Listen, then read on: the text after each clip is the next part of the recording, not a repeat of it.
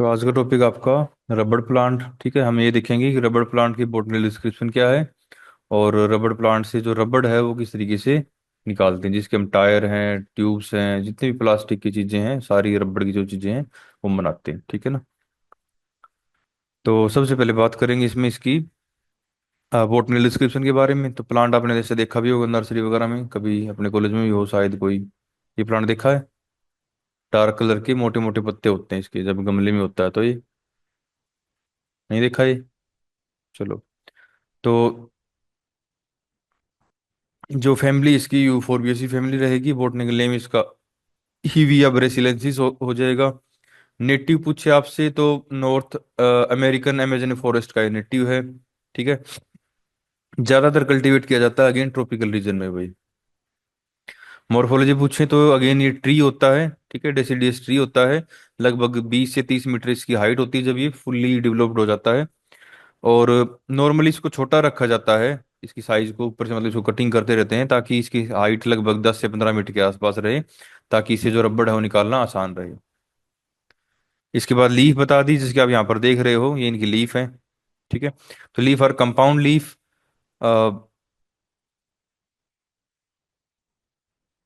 ये एक बार, अच्छा ओके, ठीक है। इनकी कंपाउंड ट्राइफोलिएट के स्ट्रक्चर में रहती हैं, जैसे कि आप देखोगे ना इसकी लीफ। तो अगेन यहाँ पर आपको ये इसमें क्लियर दिखाई दे रहा है, यानी कि एक पॉइंट से यहाँ पर तीन बड़ी बड़ी लीफ इस तरीके से इसमें निकलती हैं, जैसे कि आपकी मेथी में होती है ना, देखा होगा आपने, या फिर बेल पत्र में होती है। बेलगिरी या बेल पत्र जिसको बोलते हैं, जो शिव जी पे चढ़ाते हैं। ठीक है ना, उसके वो 3 पत्ते होते हैं वैसे ही, तो उसके पत्ते भी ऐसे होते हैं तीन, उसी तरीके से। ठीक है। और ये अगेन यहाँ पर जो प्लांट आपको जो ट्री हैं वो दिखाई दे रहे हैं। ठीक है, इनको अगेन रबर प्रोडक्शन के लिए उगाया जाता है, मतलब ऐसा नहीं कि नेचुरली हैं, ये उगा रखे हैं। ठीक है। तो अगेन ट्राइफोलिएट लीफ होती हैं, और शेप बता दी इनका, लेंसोलियोट शेप बोल सकते हो या फिर इलेप्टिकल शेप हो जाएगा। स्मूथ मार्जिन होते हैं, इनकी किनारे इनके स्मूथ रहते हैं। यहाँ पर जो ट्राइफोलिएट स्ट्रक्चर नहीं दिखाई दे रही इसमें, क्योंकि छोटा पौधा है ये। ठीक है। कलर डार्क ग्रीन कलर हो सकता है on the upper side and paler on the lower side, यानी कि आप ऊपर से देखोगे, इसमें तो फोटो में तो नहीं है, बट ऊपर से जो कलर होता है डार्क ग्रीन होता है, नीचे से थोड़े से हल्के कलर के होते हैं ये। ठीक है। लीफ नॉर्मली जब सीजन चेंज होता है, खासकर कह सकते हो जो ऑटम सीजन आता है, तो एक जो प्लांट है वो लीफ सारी अपनी लीफ गिरा देता है नॉर्मली। तभी यहाँ पर लिखा है it is a deciduous tree. जैसे ऑटम सीजन आएगा, ये प्लांट लीफ अपनी सारी लीफ को गिरा देता है। ठीक है। तो यहाँ पर ये इसकी जो एक ट्विंग है वो दिखा रखी है आपको। यहाँ पर ये फ्लावर हैं, क्लस्टर में इसमें फ्लावर होते हैं। इसमें मेल फ्लावर अलग होता है, फीमेल फ्लावर अलग अलग होता है, जैसे कि यहाँ पर ओवरी का टीज दिखा रखा है आपको। ठीक है। ये फीमेल फ्लावर दिखा रखा है, ये मेल फ्लावर दिखा रखा है इसका। ठीक है, यहाँ ये मेल फ्लावर को ओपन करके दिखा रखा है। इसके कुछ डायग्राम आगे भी हैं। यहाँ पर ये इसका जो फल लगता है वो दिखा रखा है, और ये अगेन फल जब ड्राई हो जाता है तो अगेन इस तरीके से ओपन होता है ये। इस तरीके से नीचे से फोटो ली गई है आपको दिखाने के लिए कि जो हाइट है वो इनकी बहुत ज्यादा हो जाती है। यहाँ पर क्या करते हैं कि जब रबड़ निकालते हैं ना प्लांट से, तो इसमें लगातार ऐसे कट लगाते रहते हैं ऐसे लाइन में। ठीक है, इसके आपको दिखाई दे रहे हैं। तो अगेन ये जो है इनको बोलते हैं टैपिंग। ठीक है ना, टैपिंग टैपिंग करना मतलब इनको कट कर देते हैं। अलग अलग चाकू जैसी डिवाइस होती हैं, उनसे ऐसे छील देते हैं, ताकि जो लेटेक्स है वो छाल से निकलता निकलता नीचे कोई बर्तन या कप लगा, कप वगैरह कोई स्ट्रक्चर लगा देते हैं, उसमें जो रबड़ है वो इसमें इकट्ठा होता रहता है। ठीक है। और फ्लावर की बात करें तो स्मॉल क्रीम कलर के वाइट फ्लावर होते हैं, जो कि क्लस्टर में रहते हैं, जैसे कि अगेन आप यहाँ पर भी देख सकते हो, ये इस तरीके से फूल आते हैं। ठीक है। तो अगेन यहाँ पर मेल फ्लावर इसमें अलग होते हैं, और फीमेल फ्लावर इसमें अलग होते हैं भाई। यहाँ पर ये दोनों फ्लावर दिखा रखे हैं, जिसके आप ये देखोगे ना, एक मेल है एक फीमेल है। जब मेल फ्लावर को देखोगे तो अंदर यहाँ पर आपको एंथर दिखाई देंगे, ये वाले जो स्ट्रक्चर है दे आर द एंथर। और जो फीमेल फ्लावर होगी उसके अंदर यहाँ पर स्टिग्मा होगी, नीचे ओवरी होती है। इसका जो फल होता है वो इस तरीके से आपको दिखाई देगा, जैसे कि छोटी शिमला मिर्च के अलग तरीके से, लिबर्टी हार्ड होता है। और जैसे कि ये पेड़ पे इस तरीके से हैंग करते हैं लाइक दैट। ठीक है। और जब इसको ओपन करते हैं तो जैसे कि आपका अरंड का बीज होता है। ठीक है ना, देखा होगा अरंड का बीज। तो अरंड के जो बीज होते हैं वो लगभग वैसे ही इसके अंदर भी सीड निकलते हैं। ठीक है। तो अगेन इस फल को जब ये ड्राई, ये ग्रीन है, ये ड्राई हो जाएगा, ड्राई के बाद जब तोड़ते हैं आपको इस तरीके से में सीड्स हैं वो दिखाई देंगे। अगेन यहाँ पर भी आपको जो ट्राइफोलिएट लीफ हों दिखा रखी है। तो फ्लावर हो जाएंगे स्मॉल क्रीमी कलर या वाइट कलर आप बोल सकते हो। मोनोसियस मतलब यहाँ पर मेल और फीमेल फ्लावर होते हैं, एक ही ट्री पे होते हैं बट अलग अलग होते हैं, ठीक है। पोलिनेशन सेल्फ पोलिनेशन भी हो सकता है या फिर कई बार इंसेक्ट की वजह से पोलिनेशन भी हो जाता है। फ्रूट की बात करेंगे तो यहाँ पर जो थ्री लोब्ड कैप्सूल बनता है, जिसकी मैंने आपको डायग्राम में दिखाया, यानी ये फ्रूट के अंदर तीन अलग अलग लोब आपको दिखाई देंगी। और जब ये ओपन होता है तो इसके अंदर से तीन अलग अलग जो ओव्यू यानी कि जो सीड्स हैं वो बाहर निकलते हैं भाई। तो seeds are large oval and oval shape with the harder output, brown with the white marbled pattern. तो यहाँ पर आप देखोगे इनके अंदर आपको अलग सा एक पैटर्न है, व्हाइट मार्बल पैटर्न, ये पैटर्न की बात कर रहा है, पैटर्न आपको दिखाई देता है। ये सीड दिखा रखा है इसके यहाँ पर। और ये वो ट्राइफोलिएट लीफ है, ये फ्लावर का क्लस्टर है, ठीक है। ये अलग अलग यहाँ पर इसके डायग्राम। अगेन यहाँ पर ये फ्लावर फिर से दिखा रखा है, ठीक है। तो यहाँ पर ये एंथर के क्लस्टर होते हैं, दो क्लस्टर होते हैं, और यहाँ पर ये स्टिग्मा है और नीचे ये ओवरी होती है। ओवरी ट्राइलोक्युलर ओवरी होती है। तो जब ये ओवरी का फ्रूट बनता है तो अगेन ये इस तरीके से आपको दिखाई देती है। इसमें एक दो तीन तीन बीज होते हैं एक साथ।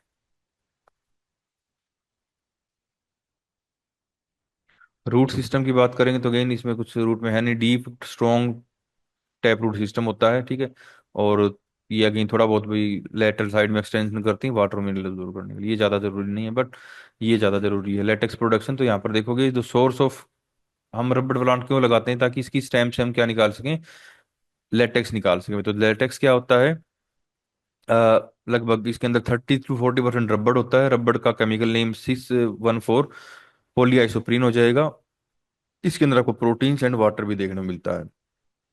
उसके बाद यानी कि जो लेटेक्स है, ये स्टेम के अंदर क्या होती हैं, कुछ वेसल्स होती हैं, यानी कि लेटेक्स वेसल, जिनको लेक्टिफर्स बोलते हैं। तो अगेन इनर बार्क में, पेड़ की जो अंदर वाली छाल होती है उसके अंदर मिलते हैं ये, ठीक है। तो उस छाल में हम क्या करते हैं, कट लगाते हैं, और उसके बाद फिर इस लेटेक्स को हम कलेक्ट करते हैं। तो लेटेक्स अगेन, प्लांट में लेटेक्स क्या करता है, सम काइंड ऑफ हर्बीवोर्स या पैथोजन से प्लांट को डिफेंड करता है। प्लांट को ग्रो करने के लिए जो क्लाइमेटिक कंडीशंस पूछे आपसे, तो टेम्परेचर बता दोगे आप 20 से 25 डिग्री, रेनफॉल बता दोगे, अच्छा एम में बता रखा है। तो लगभग 200 से 300 सेंटीमीटर सेंटीमीटर एनुअली रेनफॉल, यानी रेनफॉल थोड़ी ज़्यादा चाहिए। ये में है यहाँ पर, ठीक है। एल्टीट्यूड की बात करते हैं तो 200 से 600 metre above the sea level, यानी कि नॉर्मली सी लेवल के साथ साथ ही ग्रो करते हैं, यानी कि ज़्यादा एल्टीट्यूड पे नहीं मिलते। सॉइल को वेल ड्रेन्ड सॉइल चाहिए, डीप लोमी, या फिर जो पीएच होती है सॉइल की वो 4 से 6 के बीच में या 6.5 के बीच में आपको नॉर्मल पीएच चाहिए होती है। तो यानी ये भी आपने जो आपसे पूछे ना कि इसका बोटनिकल डिस्क्रिप्शन लिखो, तो उसमें क्लाइमेटिक कंडीशन हेडिंग डाल के आप ये पॉइंट भी आप ऐड कर सकते हो। नेक्स्ट आते हैं अभी रबड़ की प्रोसेसिंग की। रबड़ प्लांट से निकालने के बाद उसकी प्रोसेसिंग, यानी निकालते कैसे हैं और उसके बाद उसको फर्दर प्रोसेस कैसे करते हैं, ठीक है। तो यहाँ पर हम देखेंगे कि रबड़ जो प्लांट होता है, हैविंग लेट, यानी कि इसकी जो मैंने बताया स्टेम की इनर बार्क में क्या निकलता है, लेटेक्स निकलता है। और लेटेक्स को निकालने के लिए हम क्या करते हैं, अलग अलग जो टेक्निक्स हैं वो यूज करते हैं। तो फर्स्ट जो स्टेप हो जाएगी प्रोसेसिंग में, उसका नाम हो जाएगा लेटेक्स हार्वेस्टिंग, यानी जो लेटेक्स होता है उसको निकालना, इसको बोलते हैं टैपिंग। आपसे एक नंबर में पूछ लेगा व्हाट इज टैपिंग, ठीक है। तो टैपिंग का मतलब क्या होता है कि इसकी स्टेम के अंदर क्या करते हैं, एक डायगनली इंसिजन करते हैं, यानी कि स्टेम में मान लो स्टेम है तो यहाँ पे क्या करते हैं, डायगनली इस तरीके से एक कट लगाते हैं, इंसिजन मतलब कट लगाते हैं, ठीक है, on the bark using a sharp knife, sharp tapping knife. तो यहाँ पर जो नाइफ होते हैं वो कुछ कुछ इस तरीके से होते हैं, देखोगे ना यहाँ पर ये ऐसे वी शेप का होता है अंदर से। और स्टेम में ऐसे एक साइड से स्टेम के अंदर रहता है, एक साइड से बाहर रहता है, तो अंदर से ऐसे कैसे एक पाथ सब क्रिएट कर देता है, ठीक है, जिसके आपको यहाँ पर दिखाई दे रहा है ये। अगर आप इसको देखोगे ध्यान से तो ये देखो इस नाइफ की वजह से ये कट किया हुआ है, ये हो गया। उसके बाद यहाँ ये लगातार देखो ऊपर से इसमें कट करते आ रहे हैं, समझ गए ना। अब यहाँ इससे जो लेटेक्स पूरा निकल जाएगा फिर एक और नीचे कट कर देंगे अगले दिन आगे, इससे निकल जाएगा फिर एक और कट कर देंगे। तो मतलब इस तरीके से इसमें लगातार ये कट लगातार लगाते रहते हैं। और एक यहाँ पर एक कोई मेटल लाइक पीस यहाँ पे इंसर्ट कर देते हैं, ताकि जो लेटेक्स गिरे वो इस मेटल के पीस से नीचे फिर एक कप लाइक स्ट्रक्चर लगा देते हैं, उन कप में कलेक्ट होता रहे।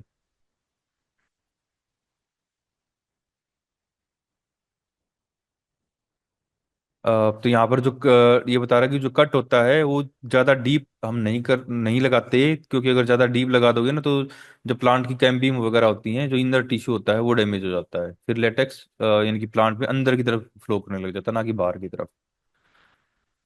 Latex flow out is collected in small cup attach to the tree, यानी कि ट्री के साथ साथ में छोटे छोटे कप लाइक स्ट्रक्चर होती हैं, लगभग आप कह सकते हो रबड़ के ही कप होते हैं कुछ अलग टाइप्स के, ठीक है। उनमें ये हम इसको कलेक्ट करते हैं। उसके बाद जो फ्रीक्वेंसी है कि वे कितनी बार आप टैपिंग करते हो, टैपिंग करने के लिए बता दिया कि आप every day, alternate day, every alternate day, या फिर ट्वाइस ए वीक, यानी कि हफ्ते में 2 बार, ठीक है, या फिर आप एक दिन छोड़ के एक दिन टैपिंग कर सकते हो। वो डिपेंड करता है कि प्लांट की हाइट, प्लांट कैसा आपका, हेल्दी है, बड़ा है, ठीक है, तो आप ज़्यादा लेटेक्स निकालेगा वो। अगर मान लो प्लांट छोटा है तो उसमें लेटेक्स कम हो जाए, कम आता है। नॉर्मली जब प्लांट 5 से 7 साल का हो जाता है उसके बाद ही इसमें लेटेक्स निकलना स्टार्ट होता है, ठीक है। और ये जो टैपिंग है ये हम प्लांट पे लगभग 20 से 30 साल तक करते रहते हैं, जब तक लेटेक्स इसमें बनता रहता है। क्लाइमेटिक कंडीशंस मैंने आपको ऑलरेडी बता चुका हूँ, सोइल वगैरह, ठीक है ना, ये क्लाइमेट, सोइल एंड जो टेक्निक्स हैं ये भी लेटेक्स के जो प्रोडक्शन उसको अफेक्ट करती हैं, यानी कि क्लाइमेट कैसा है, सोइल कैसी है, बारिश हो रही है नहीं हो रही है, ठीक है, ये सारी चीजें, या फिर आप टैपिंग की जो टेक्निक है वो कितनी अच्छी है आपकी। तो यहाँ पर भी, इनके लिए भी, टैपिंग करने के लिए भी यहाँ पर जो वर्कर होते हैं थोड़े स्किल्ड वर्कर की इनको जरूरत पड़ती है। क्योंकि मान लो जो अनस्किल्ड वर्कर है वो तो उसको अंदर तक खोद देगा चाकू से, ठीक है ना, तो लेटेक्स बाहर आने के बजाय अंदर की तरफ फ्लो करके और नीचे, ऊपर नीचे फ्लो करने लग जाएगा। तो यहाँ पर कुछ स्टिमुलेंट भी यूज करते हैं, लाइक इथेफोन वगैरह, ताकि लेटेक्स का फ्लो बढ़ा सके, मतलब प्लांट में कुछ ये कुछ इनका केमिकल वगैरह का भी यूज करते हैं ताकि जो लेटेक्स का प्रोडक्शन है वो थोड़ा इंक्रीज हो उसके। उसके बाद collection, latex collection and preservation, यानी कि लेटेक्स को प्रिजर्व करने के बाद, कलेक्ट करने के बाद क्या करते हैं, इसको यानी कि पहले छोटे छोटे कप में कलेक्ट किए, इतने छोटे छोटे कप होते हैं, लगभग मेरा हाथ है लगभग इतना है, ठीक है। उसके बाद उन कप को जब वो सुबह लगाते हैं कट, और शाम तक वो मतलब भर जाता है, ठीक है। उसके बाद इसको कप सूखता है, ये लगाते हैं अर्ली मॉर्निंग में, लगभग 5 बजे के आसपास लगाते हैं, और 10-11 बजे तक लेटेक्स निकल लेता है, उसमें नहीं सूखता कप में। इसको सुखाने के लिए इनको कम से कम भी 12 से 14 या 15 घंटे रखना पड़ता है। तो उसको कप को कलेक्ट कर लेंगे, और उसके बाद उसको बड़े जो कंटेनर होते हैं ना उनके अंदर डाल देते हैं, पोर कर देते हैं, लेकिन ट्रे होती हैं, जैसे कि आपने देखा होगा हलवाई ट्रे रखते हैं ऐसी बड़ी बड़ी मिठाई बनाने वाली, जिसके कोने थोड़े बड़े होते हैं, इतने बड़े बड़े कोने होते हैं, ठीक है। तो इस टाइप की ट्रे होती हैं, लगभग एल्यूमिनियम की। उस ट्रे के अंदर जब सारे कप से इकट्ठा हो जाएगा लेटेक्स, तो इस ट्रे के अंदर ही पोर कर देते हैं, जैसे कि आपको एक डायग्राम है, ये अगेन ये ट्रे की डायग्राम है, ठीक है ना, और ट्रे के अंदर ये व्हाइट जो दिख रहा है ये लेटेक्स है। और ये अगेन वो कम एक कंटेनर है, इधर से ये इसमें डाल रहा है ये। तो यहाँ पर बता दिया कि भी लेटेक्स को कलेक्ट करने के बाद इसको ट्रांसफर कर देते हैं पहले लार्ज कंटेनर में, और उसको हम प्रिजर्व कर सकते हैं, यानी कि prevent the pre mature coagulation, जो आप बोल रहे हो जमना मतलब कोगुलेट होना, तो उसको रोकने के लिए यहाँ पर ये अमोनियम या फिर सोडियम सल्फेट भी कई बार इसमें ऐड कर देते हैं, ठीक है। ये बहुत रेयर करते हैं क्योंकि ये मतलब मान लो लेटेक्स बहुत ही थोड़ा है, उसको अगले दिन के लिए उन्होंने रखना है, वैसे तो नॉर्मली पड़ा पड़ा भी वो जम जाएगा, अगर कुछ नहीं डालोगे तो, केमिकल डाल दोगे तो हो सकता है उसका जो कोगुलेशन हो थोड़ी स्लो हो जाए बस। इसके बाद नेक्स्ट क्या करते हैं, कलेक्ट करने के बाद क्या करेंगे, इसको कोगुलेट करेंगे एंड प्रोसेसिंग करेंगे। तो कोगुलेशन में क्या करते हैं, इसको लिक्विड को कन्वर्ट करते हैं सॉलिड रबड़ के अंदर। तो यहाँ पर हम क्या करते हैं, जो लिक्विड इकट्ठा हुआ है लेटेक्स आपका बड़े कंटेनर में, इसमें क्या डालेंगे, इसमें फोमिक एसिड या फिर एसिटिक एसिड डाल देते हैं, ठीक है। और उसके बाद ये दोनों चीजें डाल, या फिर इनमें से एक चीज डालने के बाद या तो ये डाल दो या फिर डाल दो, इसको हम जो बड़े ट्रे मैंने बताया था उनके अंदर पोर कर देते हैं। और फिर पोर करने के बाद हम इसको लगभग 10 से 15 घंटे तक या फिर पूरी रात के लिए इसको छोड़ देते हैं, ठीक है। और जब ये कोगुलेट हो जाएगा तब आपको ये सोलिडिफाई दिखाई देगा, और thick and spongy mass like structure दिखाई देगी आपको। एक्सेस ऑफ वाटर इससे रिमूव हो जाता है, रिमूव कर सकते हैं हम, थोड़ा बहुत तो हो भी जाता है, लेकिन जो बचता है उसको हम इसको प्रेस करके या रोल करके रिमूव करते रहते हैं। तो अगेन ये देखो इस तरीके से सोलिडिफाई होने के बाद इसकी ऐसे, जैसे कि आपका पनीर होता है, पनीर देखा ना आपने, पनीर के आप ऐसे, पनीर तो फिर भी टूट जाता है उठाते हैं, ये टूटता नहीं है, लेकिन आपका मैं को इसकी सोलिडिफिकेशन की बात कर रहा हूँ, थोड़ा पनीर के जैसा ही ये सोलिडिफाई हो जाता है, स्पंजी टाइप में, ठीक है। तो अगेन इन्होंने ट्रे रखी हुई है, इन ट्रे के अंदर ये अलग अलग जो लेटेक्स से डाला हुआ है, और उससे ये मतलब इसको यहाँ से जब ये जम जाएगा पूरा, अगले दिन आगे इसको निकाल लेते हैं, निकालने के बाद एक मशीन होती है उसके पास ही ऐसे ही रखते हैं बार बार लगातार, ठीक है। तो अगेन एक इसके बाद की जो स्टेप होती है उसका नाम होता है रोलिंग एंड ड्राइंग में, यानी कि जो आपने जो सोलिडिफाई किया, कोगुलेट किया लेटेक्स को, उसको क्या करेंगे, उसको रोल करेंगे और ज्यादा ड्राई करेंगे, मतलब उसके अंदर से, रोलिंग का मतलब होता है उसको जैसे कि गन्ने की जूस निकालने वाली मशीन होती है, वैसे ही उसके अंदर उसको डालते हैं। वो उसको घुमाते हैं हाथ से या फिर बिजली से भी, और उसको एक बिल्कुल पतला बना देते हैं उसका, मतलब पपड़ी टाइप में, कैसे पपड़ी थोड़ा मोटा कह लो, ठीक है। तो उस रबड़ को फिर क्या करते हैं, इस प्रोसेस को बोल दिया जाता है रोलिंग। ठीक है, तो रोलिंग के अंदर क्या करते हैं, जो कोगुलेट रबड़ होता है, pass through the rollers to remove the water and shape it in the thin sheets. ठीक है, यानी कि आप ये यहाँ पर देखोगे, ये रोलर है, ठीक है, यहाँ पर एक ये रोलिए, एक रोलिए है, इनके बीच से इसको निकाला जाता है, जैसे गन्ने की जूस निकालने वाली मशीन होती है ना, वैसे ही वैसे होता है। पहले ये दो टाइप की होती हैं, पहले प्लेन रोलर होता है, और उसके बाद फिर इसको यूज करते हैं लाइक दैट, यानी कि इसके अंदर ये जो कुछ लाइन सी होती हैं, ताकि बिल्कुल पानी इसके अंदर ना बचे। ठीक है, तो ये दो टाइप की जो इसमें रोलिंग करते हैं ये। तो रिमूव द वाटर, रोलिंग का काम क्या है, तो एक्सेस ऑफ वाटर उसको रिमूव करना और इसको शेप, एक सीट की शेप में लेके आना। ठीक है, उसके बाद क्या करते हैं, इसको ड्राई करते हैं। ड्राई करने के लिए तीन मेथड हैं, एयर में dry, smoke dry and oven dry भी। तो एयर में इन सीटों को आप जैसे सिंपल धूप में आप इस तरीके से लगा दोगे। ठीक है ना, आपने ये देखो यहाँ पर जो निशान आपको दिखाई दे रहे हैं, इनके ऊपर भी दिख रहे हैं आपको, लाइन से दिख रही है ना। तो पहले एक मशीन से रोल किया, उसके बाद दूसरी मशीन से इन्होंने रोल किया, रोल करने के बाद हम क्या करेंगे, इसको धूप में ऐसे तार जैसे कपड़े सुखाते हैं वैसे ही इसको सुखा देते हैं। तो ये होता है एयर ड्राइंग। ठीक है, स्मोक ड्राइंग का मतलब होता है, इन सीटों को आप एक चैम्बर या एक कंटेनर में, एक मतलब रूम के अंदर ऐसे एक डिवाइस, यानी कि हैंगर टाइप में बना के, और सारी सीटों को रख दो, और हीट और धुआं है वो कर दो, तो होता है स्मोक ड्राइंग। ठीक है, तो sheet are hanging in the dry sheets, तो नेचुरली ड्राइंग हो जाएगा। Rubber sheets are smoked in special chamber to improve the durability, यानी कि ड्यूरेबिलिटी को बढ़ाना है तो आपने इनको स्पेशल चैम्बर में डाल के, और जो धुआं है, हीट है, वो करनी पड़ेगी। उसकी उसकी वजह से जो ड्राइंग होती है उसको बोलते हैं स्मोक ड्राइंग। उसके बाद ओवन, तो कई बार लार्ज स्केल प्रोडक्शन करना हो, ठीक है ना, रबड़ का, तो इनको जो बड़े बड़े ओवन होते हैं, ओवन अपनी लैब में ओवन है जैसे कि उसमें बिजली लगा देते हैं तो वो हीट छोड़ता है, तो वैसे ही यहाँ पर ओवन को भी हम यूज कर सकते हैं अगर अपने लार्ज स्केल प्रोडक्शन करना हो तो भाई। तो इससे क्या होगा, सारी जो यूनिफॉर्मिटी हमें देखने मिलती है ड्राइंग प्रोसेस में। अब इसमें तो क्या है कि भाई आपने सुखा दी धूप में, धूप सन उधर से उधर चला गया, तो कुछ तो अच्छी से ड्राई हो गई, कुछ ऐसी से ड्राई नहीं हुई, तो यूनिफॉर्मिटी नहीं आएगी। ऐसे ही स्मोक वाले में भी कई बार क्या होता है भाई, धुआं एक पोर्शन पे ज्यादा, वो सीटें उसको ऑब्जर्व कर रही हैं, एक साइड में धुआं कम गया है, उसकी जो क्वालिटी है धुएं की, जो क्या बोलते हैं, उसकी जो डेंसिटी है वो कम हो जाती है एक कोने पे, मतलब चैम्बर अगर बड़ा हो तो आपका। उसके बाद जो फाइनल प्रोडक्ट है इसका, वो ड्राइड रबर शीट्स होती हैं, ब्लॉक्स होती हैं। तो अगेन इस तरीके से जो कंप्लीटली ड्राई होने के बाद आप इनको, यानी कि जैसे कि आपकी चादर आप फोल्ड करते हो, वैसे वैसे इनकी रबड़ की सीटों को फोल्ड करके आप इनको कंपनी या फिर जो बड़ी इंडस्ट्री हैं जिनके अब इसके जो अलग अलग प्रोडक्ट्स बनाती हैं, वहां पर आप इसको बेच देते हो। ठीक है, ये मतलब नॉर्मली कोई भी इंसान, मतलब जिसने रबड़ के प्लांट लगा रखे हैं, वो इसको इतना इस लेवल तक करके ही आगे मैन्युफैक्चरिंग के लिए भेजता है। तो ये होगी आपकी कंप्लीट प्रोसेसिंग। इसके बाद की जो दो दो तीन और स्टेप हैं, इनको हम ज़्यादा डिटेल में नहीं करेंगे, बट मैं आपको ब्रीफली बता देता हूँ। यानी कि नेक्स्ट स्टेप होती है वल्कनाइजेशन। भाई वल्कनाइजेशन में क्या करते हैं, रबड़ के अंदर सल्फर को ऐड करते हैं, I think yes, yes sulphur, sulphur को ऐड करते हैं, और इस रबड़ की शीट को हीट करते हैं up to 140 to 160 degree with the help of sulphur to accelerate and accelerators like zinc, और आपके जिंक ऑक्साइड वगैरह की कुछ आयंस या फिर कुछ मेटालिक कंपोनेंट्स भी यहाँ पर यूज करते हैं, ताकि इस सल्फर और हीटिंग की वजह से क्या होगा, रबड़ की जो सीट्स हैं उनकी जो स्ट्रेंथ है ना, वो बढ़ जाएगी, ये खींचने से टूटेंगी नहीं। जैसे कि आपके सर में डालने वाला रबड़ होता है ना, छोटा गोल गोल, तो उसको कितना खींच लो आप, वो टूटता नहीं है, मतलब एक लेवल तक। तो वैसे ही अगर इसको ये वल्कनाइजेशन ना करें तो क्या होगा, वो टूट जाएगा वो। ठीक है, तो अगेन इस स्ट्रेंथ स्ट्रेंथ का मतलब होता है रबड़ की इलास्टिसिटी पे, इलास्टिसिटी वही होता है कि वो टूटे ना खींचने के बाद। And resistance to the heat and chemicals, तो अगेन रबड़ आप देखा होगा कि हीट के ऊपर, हीट का भी कुछ ज्यादा इफेक्ट नहीं होता, गर्मियों में भी अगर मान लो इफेक्ट होता तो मान लो जो टायर वगैरह होते हैं वो खराब हो जाते हैं। ठीक है, आजकल तो चलो टायरों के लिए हम सिंथेटिक रबड़ को यूज करते हैं, नेचुरल नेचुरल रबड़ है, इसको हम यूज नहीं करते हैं। ठीक है, क्योंकि सिंथेटिक रबड़ इससे और ज्यादा अच्छा होता है।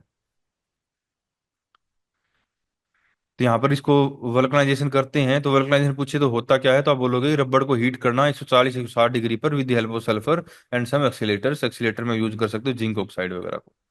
तो यहाँ पर इससे होगा क्या कि रबड़ के अंदर क्रॉस लिंकिंग क्रिएट हो जाएगी, जिससे रबड़ की इलास्टिसिटी एंड ड्यूरेबिलिटी बढ़ जाएगी। तो यहाँ पर जो फाइनल इसके जो प्रोडक्ट्स हैं, इसको हम टायर में रबड़ के जो ट्यूब्स होती हैं, कंज्यूमर के गुड्स हो, जो भी अलग अलग रबड़ की चीजें होती हैं, चाहे वो ऑटो पार्ट्स हों, चाहे वो ह्यूमन की नीड्स के लिए जो चीजें हों, ठीक है, लाइक ये भी इसमें रबड़ लगा हुआ है, ठीक है। तो आप अलग अलग जो डिवाइसेस हैं वो बना सकते हो। उसके बाद इसकी ग्रेडिंग करते हैं, तो मतलब ग्रेडिंग मतलब की भी क्वालिटी कैसी है, तो कलर हो जाएगा, थिकनेस हो जाएगा, इलास्टिसिटी हो जाएगा, एंड इम्प्योरिटीज कितनी है, उसके बेस पे हम क्या करते हैं, इसकी ग्रेडिंग करते हैं, छटाई करना, ग्रेडिंग मतलब छटाई करना। उसके हिसाब से उसका रेट हो जाता है, भाई ये मतलब अच्छी क्वालिटी वाला है, इसको इतने रुपए के हिसाब से बिकेगा, ये लो क्वालिटी वाला ही फिर कम क्वालिटी का बिकेगा। तो ये होता है ग्रेडिंग, जैसे कि हमने कॉफी में की थी, वैसे यहाँ पर हम ग्रेडिंग कर रहे होते हैं। तो हाई क्वालिटी रबड़ क्लीन होता है, यूनिफॉर्म होता है, and free from any defects भाई। तो ये जो हाई क्वालिटी वाला होगा, obvious सी बात है, इसकी जो रेट है वो ज़्यादा रहेगा। उसके बाद रबड़ की शीट्स या फिर ब्लॉक्स जो बने हैं, उनको फिर से क्या करते हैं, एक बेल्स या फिर rolls into the for the transport. Bales का मतलब होता है बड़े बड़े, एक, जिसकी मान लो, बेलिंग का मतलब होता है एक एक लोहे की रोड लेते हैं बीच में, और इसके चारों तरफ इसको रबड़ की शीटों को ऐसे लपेटते रहते हैं, और एक बड़ा जो क्लस्टर बनता है, कुछ एक बंडल बनता है, उसको बेलिंग बोलते हैं, ठीक है। तो यहाँ पर जो रबड़ हैं इसके अलग अलग टाइप हैं, रा नेचुरल रबड़ हो जाएगा, लेटेक्स कंसंट्रेट हो जाएगा, और सिंथेटिक रबड़ हो। सिंथेटिक रबड़ मैंने बताया, इसके अंदर क्या होता है, केमिकली प्रोड्यूस रबड़ होता है। इसके अंदर हम स्टीरीन ब्यूटाडीन रबड़ यानी कि SBR रबड़, यानी ये आज के टाइम में ये रबड़ ज्यादा चलता है एज कम्पेयर टू रा नेचुरल रबड़ भाई। तो इनकी स्मोक सीड्स होती हैं, ये नेचुरल रबड़ पूछे तो स्मोक सीड हो जाएंगी आपकी, या फिर कुछ क्रीप रबड़ हो जाएंगे, ब्लॉक रबड़ हो जाएंगे। लेटेक्स में हम इसको यूज करते हैं, ग्लव्स हो जाएंगे, बलून्स हो जाएंगे, एडेसिव, या फिर कुछ मेडिकल मेडिकल जो इंस्ट्रूमेंट्स होते हैं उनको बनाने के लिए, ठीक है ना। तो ग्लोव जो दस्ताने होते हैं रबड़ के, आपने देखे होंगे, उनका जो रबड़ होता है वो अलग होता है एज कम्पेयर टू जो आप मान लो टायर का रबड़ है सिंपल, ठीक है। दोनों का रबड़ की क्वालिटी में फर्क होता है, तो बलून का रबड़ अलग होता है, ठीक है। तो एप्लीकेशंस में यानी कि रबड़ के क्या क्या यूज हैं, तो आप बता सकते हो, ऑटोमोबाइल सेक्टर है, इंडस्ट्रियल सेक्टर है, मेडिकल फील्ड है, ठीक है। तो यहाँ पर जो ग्लूकोज की बोतल हैं, ग्लव्स हैं, ग्लूकोज की जो ट्यूब्स होती हैं, देखा होगा ना, ग्लूकोज से लगाते हैं जो ट्यूब्स होती हैं, ठीक है, वो वाली भी यूज कर सकते हो। और दस्ताने हो जाएंगे डॉक्टर के, और अलग अलग रबड़ की जो डिवाइस है वो मेडिकल में यूज करते हैं, टायर ट्यूब्स हो जाएंगे, सीट बेल्ट हो जाएंगी, सील्स वगैरह हो जाएंगी, बेल्ट वगैरह हैं, गैस्केट है, होज हैं, हाउस होल्ड में फुटवेयर, आप चप्पल वगैरह पहनते हो, ठीक है। और इरेजर वगैरह, आपका मैट्रेस जो होती हैं, आपने देखा होगा आजकल तो रबड़ की मैट्रेस आती हैं। ये मैटर मतलब जो आपके पाँव पूछने के लिए, ठीक है ना, कई तो कपड़े की आती हैं, एक रबड़ की भी आती हैं। और कुछ एडहेसिव भी हम इनका बना सकते हैं, लाइक वाटर प्रूफिंग, और कुछ इंसुलेशन के लिए। और भी आप यूज आपकी बुक में लिखे होंगे, आपसे पूछता है, हालांकि यूज बहुत कम पूछेगा इससे, आपके सिलेबस में केवल बोटनिकल डिस्क्रिप्शन एंड प्रोसेसिंग ही है। तो ये था भाई कंप्लीट टॉपिक आपका। यहाँ पर आप देख सकते हो कि इसका, इसके प्रोडक्शन में क्या क्या चैलेंजेस हैं भाई। चैलेंजेस हैं सस्टेनेबिलिटी, तो again deforestation and land use change. तो अगेन लार्ज स्केल पे अगर आपने प्लांटेशन करोगे ना, तो इससे होगा क्या, कि आपने पहले जो वहां पर पेड़ हैं वो काटने पड़ेंगे, सिंपल सी बात है, तभी आप अपने वहां पर आप खेती कर सकते हो। तो इससे होगा क्या, कि जो आपने डिफोरेस्टेशन कर रहे हो, और साथ में ही बायोडाइवर्सिटी का लॉस होगा। क्योंकि अगर मान लो एक तो अलग अलग टाइप के पेड़ हों, वहां पर अलग अलग टाइप के इंसेक्ट रह सकते हैं, लेकिन अगर मान लो एक ही टाइप के आप प्लांट लगा दोगे ना, तो वहां पर कुछ इंसेक्ट आएंगे ही नहीं फिर, ठीक है ना। कोई मान लो घर बनाने वाले कह लेंगे, खाने वाले कह सकते हो। तो मान लो फल मीठे लगते हों, मतलब अब मिक्स मिक्स प्लांट हो, तो इससे क्या होगा, क्या कि अलग अलग टाइप के एनिमल, इंसेक्ट्स, रेप्टाइल्स, ये सारे मिलके रहते हैं, तो बायोडाइवर्सिटी इंक्रीज होती है। लेकिन अगर मान लो आप एक ही टाइप की प्लांट लगा दोगे, तो बायोडाइवर्सिटी डिक्रीज हो जाएगी। दूसरा बता दिए यहाँ पर आप, इस जो रबड़ का प्लांट होता है, इसमें कुछ लीफ ब्लाइट डिजीज भी हमें देखने को मिलती हैं, या फिर रूट रोट डिजीज भी हो जाती हैं। क्लाइमेट यानी कि rising temperature and erratic rainfall effect the yield, यानी कि जो टेम्परेचर का बढ़ना या फिर रेनफॉल का इरेगुलर होना, मतलब कई बार ज़्यादा हो जाना, कई बार नहीं होना, तो उससे भी क्या होगा, जो लेटेक्स का प्रोडक्शन उसके ऊपर इफेक्ट पड़ता है, ठीक है। उसके बाद यहाँ पर जो सिंथेटिक रबड़ है वो एक मेजर कंपटीटर है इसका। इसकी वजह से भी क्या क्या हो रहा है, कि नेचुरल रबड़ की जो डिमांड है वो धीरे धीरे कम हो रही है, ठीक है। इको फ्रेंडली, तो अगेन यहाँ पर हम like development of sustainable tapping methods, agro forestry system and recycling और रबर प्रोडक्ट्स। तो अगेन ये इको फ्रेंडली सोल्यूशन हो जाएगा इसके जो प्रोडक्शन है या सस्टेनेबिलिटी को सस्टेन करने के लिए। ये लास्ट स्लाइड थी हमारी भाई।